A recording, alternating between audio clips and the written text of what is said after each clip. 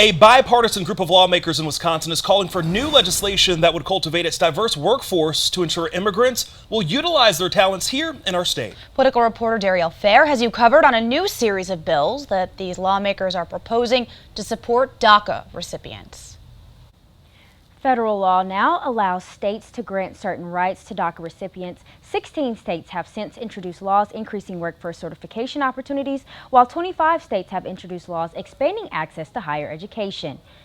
Two of the bills in Wisconsin would give DACA recipients access to obtain professional licenses in various fields and remove requirements for DACA students seeking higher education to pay out-of-state tuition, allowing them to also receive federal student aid. A third proposal would provide a non-refundable tax credit of $250 twice per year every 2 years to offset the cost associated for DACA recipients to receive a work permit in the U.S.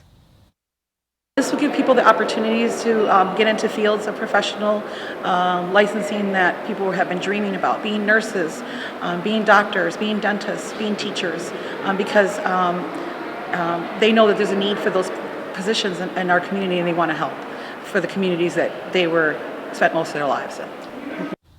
Community advocates from Ford Latino, SEIU Healthcare, and St. Augustine Preparatory Academy also spoke in support of the legislation, emphasizing that developing and retaining talent in the state should be a priority.